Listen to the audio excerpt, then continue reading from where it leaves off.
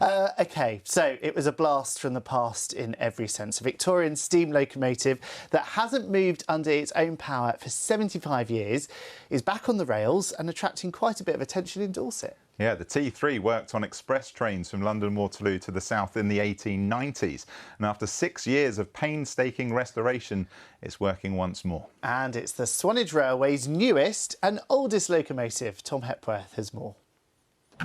Who says Victorian technology's simple?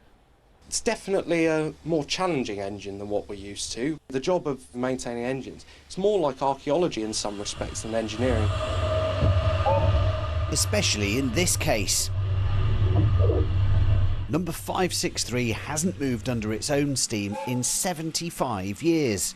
There is no one alive today who worked on this Victorian masterpiece, and that's made its 6-year restoration tricky, including getting the colour of the paint right. On the drawing for the colour of this engine, it states not BS numbers for what the colours are, it's statements like green like freshly cut grass on a summer's day. You'd have occasions where the works manager at Nine Elms would say, this is the colour I want matched up by his workshop staff. They'd produce that colour and they'd have flaming rows about deciding whether it was right or wrong. And that was in the 1890s. Restoring a steam engine that hadn't worked since before the NHS was founded was not straightforward. Doing it through COVID and a cost of living crisis was nothing short of miraculous. It's complicated, but it was complete. So we had a complete engine, but the firebox was completely knackered, so we had to completely rebuild the firebox, and that's all copper, so it's very expensive. So the challenges were engineering, but mostly fundraising. Raising £650,000 was no mean feat, but that's not the end of it. Keeping preserved steam engines running costs a lot of money too. But 563 is a survivor. It was due to be scrapped in the 1930s, but the outbreak of the Second World War saved it, and it was pressed into service, already a veteran.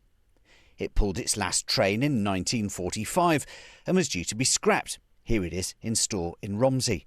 But it was saved again, this time for Waterloo Station's centenary celebrations, and then it was added to the National Collection as a museum exhibit.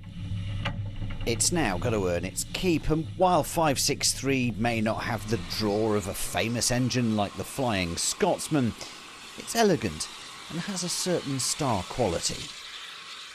It'll bring more people to visit the railway, which will help us because we are, like other heritage railways, going through very tough economic times. There are cost of living pressures, and we've got to find a way to move our railway to a sustainable basis so that it has got a long-term future.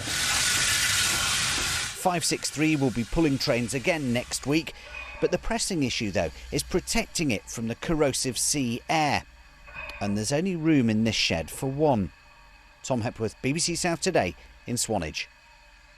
It's brilliant to see that restoration. So good, yeah, great pictures. And I know Tom thoroughly enjoyed that story. Lex is with us in the studio now, and autumn's coming knocking on the door. It certainly is, yeah. 24 Celsius during the week this week, but we're looking at 11, 12 over the weekend. Complete drop in temperatures, especially at night time. Let's take a look at your lovely weather pictures.